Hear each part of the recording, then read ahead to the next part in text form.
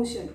Okay, so fluid in motion. So the fluid in motion means what? It is nothing but the fluids which are having a relative motion. Okay, so in before also we have seen the fluids at rest, and today we are going to see about fluids in motion. So fluid at rest, it is called as what? Hydrostatic. So hydro means what? It is any liquid, and static means what? It is at rest position. Then fluid at in motion, it is called as what? Hydrodynamics. So hydrodynamics means what? It is a dynamics. Dynamics means what? It is what? Any object which is in motion. So therefore hydro means what? It is liquid, and dynamics means what? It is what?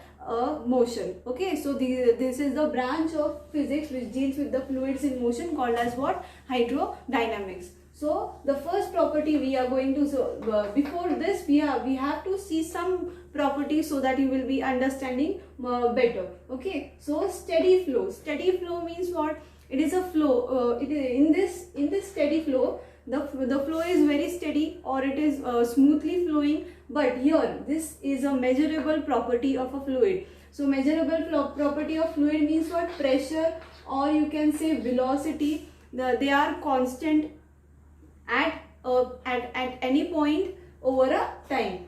Flow line means what? It is a path of any particle of a fluid which is in motion. Streamline means what? It is a curve which is when we draw a tangent, then the tangent will be in the direction of the flow line. Okay, or in the direction of the flow of the fluid. Flow tube means what? It is nothing but a bundle of flow lines bounded by any boundary. Okay, for example, see this is a pipe.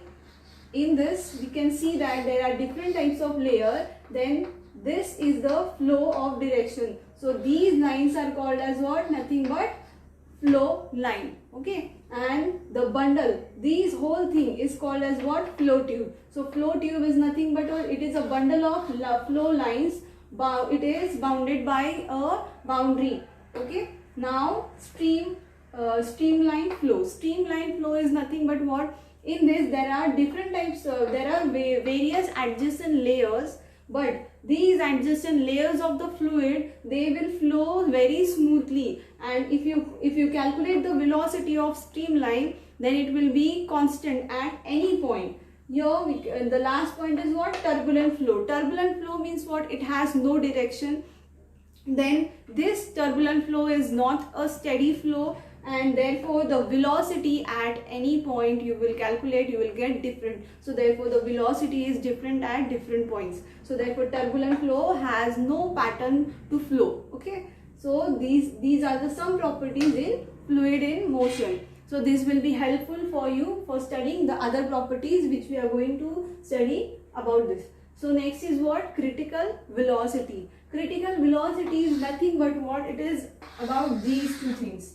So when the velocity at which the streamline flow becomes turbulent flow, then that velocity is called as what? Critical velocity. So therefore, so this is what? Critical velocity. Now critical velocity, if you want to find out the definition, the formula, then the critical velocity formula was given by the scientist called as what? Reynolds. So Reynolds was the scientist who has given us the formula that Vc is equal to eta Rn. Rn is called as what? Reynolds number divided by rho and d. Rho is nothing but the density, d is the diameter, rho is the density of fluid, and d is the diameter of the tube. Rn is nothing but the Reynolds number. Eta is nothing but what? It is nothing but critical coefficient of viscosity that we are going to study in the next topic. So this is the formula for critical velocity. Over here, this Reynolds number gives you the condition for streamline flow and turbulent flow. So therefore we have to see the conditions. So what are the conditions? So when Reynolds number is less than 1000, then that flow is called as what? Streamline flow. This is called as what? Streamline flow. when the Reynolds number is much greater than 2000, then it is called as what? Turbulent flow. So this will be a turbulent flow. And what will happen if the Reynolds number is between this 1000 and 2000? Then this condition is nothing but what? It is an unsteady flow. So therefore, when the Reynolds number is between 1000 and 2000, then the flow will be unsteady. So there is an unsteady flow. So unsteady flow means what? The streamline is going to be converted into turbulent flow. Then this is the condition. So these three conditions you have to remember. It may be asked for the MCQs.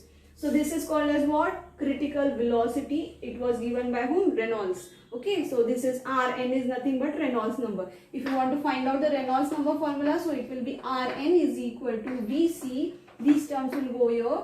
Rho d divided by eta. So this is the formula for Reynolds number.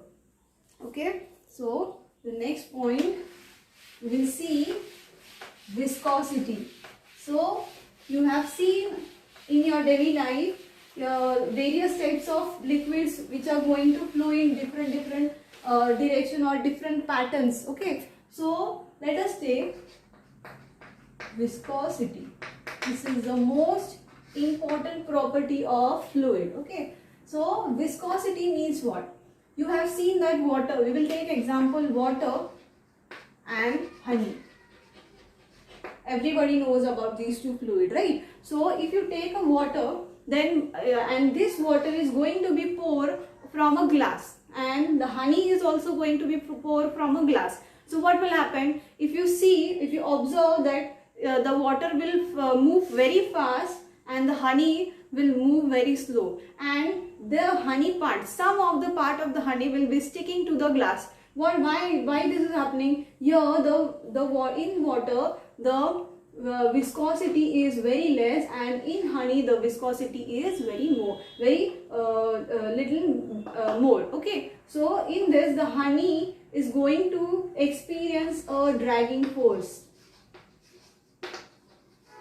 Okay, water is also going to be experiencing dragging force, but here the honey will experience more. Okay, why? Because the honey is going to stick to the glass, and therefore what will happen? There is a slow motion. Okay, the water moves very quickly. So this property is called as what? Viscosity. So viscosity is nothing but, if you say the definition of viscosity, so viscosity is a property of a fluid by virtue of which the relative motion of any liquid or any fluid, the relative motion of any fluid experiences a dragging force. Then this is what? Viscosity. Okay, so if you see there are two types of fluid. Okay, viscous and non-viscous. So viscous and non-viscous means what? So there are two types of viscous force and non-viscous force. So you have to just remember that viscosity is nothing but what? It is a dragging force. The liquid will or the fluid will experience a dragging force. Okay, so viscous force. So viscous force means viscous and non-viscous. Viscous, most of the fluid are viscous, but only one fluid is non-viscous, which is helium. Okay, so helium is the liquid, is the fluid which is non-viscous, and therefore non-viscous means what? There is no dragging force. It experiences no dragging force. And viscous force will experience a dragging force. So most of the fluids come under viscous, and non-viscous there is only most of the time there is only one liquid, one fluid, that is called as what? Helium, which is experiencing no dragging force. Okay, so this is the viscosity. So let us study viscosity more deeply. If you take a liquid and if you see that these are the layers. Okay, so these are the layers. If you see, let us say that this is the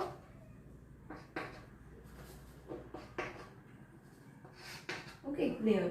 So let us say that this is the reference point. Okay, I am saying that this is a reference point. Let us say that the distance from the ground level to this is x and the velocity of this layer is v. Okay, as the distance goes on increasing, then what will happen? X plus dx. So ds is the increase in distance. Okay, distance between the layers. So and if you count over here, then it will be x minus dx. Okay, so this is the velocity. So there is a change in velocity, and by seeing this you can see that as the distance goes on increasing, the velocity of the layers also increases. So therefore, according to this diagram, we can say one term, that is velocity gradient.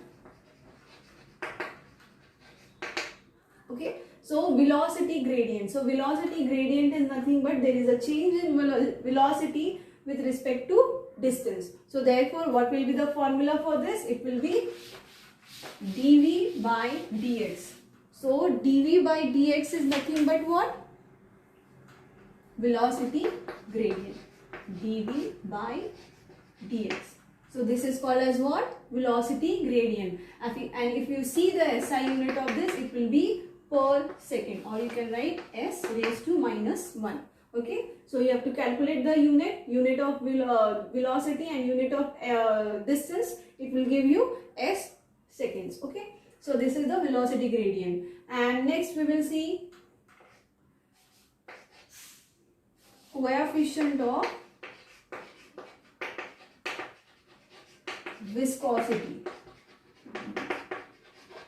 So coefficient of viscosity is dealing with the force of viscous force. Okay, so that viscous force is directly proportional to the area of the layer, and it is directly proportional to the velocity gradient. So this law was given by, if any term which is going to be dealing with force, then who will come? Newton will come. So this coefficient of viscosity is also called as what? Newton's law of viscosity. So we will write here, according to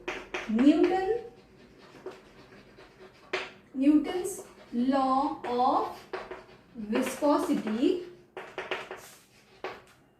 the viscous force. So here I am going to write Fv. So Fv is directly proportional to area, and it is directly proportional to the velocity gradient. Okay, so here if you remove this proportionality sign, then some constant will come, and this is called as what?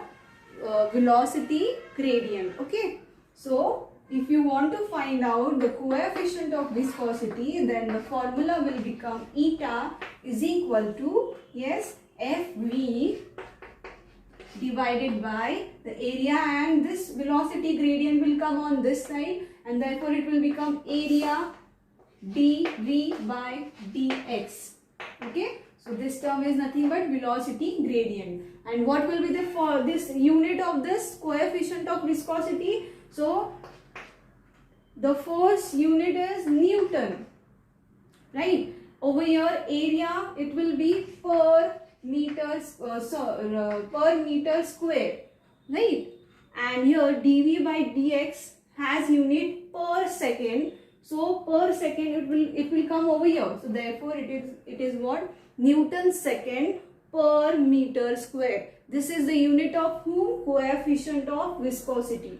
So if you want to write the definition of coefficient of viscosity, you should remember this formula, and by using this formula only you have to what? You have to define the coefficient of viscosity. So it will be the force per unit area per unit velocity gradient. So coefficient of viscosity is defined as for the viscous force per unit area per unit velocity gradient. Okay, so this is called as what? Coefficient of viscosity. This is also important. It may be asked for 1 or 2 marks. Okay, so now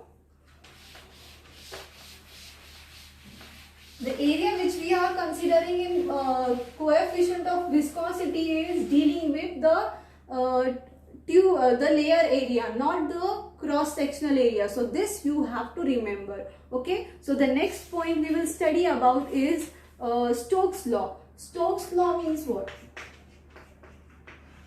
Stokes law. Okay, so let us take a beaker or any glass which is having a liquid, viscous liquid. Okay, and what will happen if you immerse or if you drop a sphere, okay, or iron sphere? It is having a mass, right? So when you drop this ball or a sphere in this liquid, what will happen? All the layers will go aside and it will give some space to the sphere to come inside and occupy some space. But since the sphere is of iron and it is having a mass, it will go inside, right? And therefore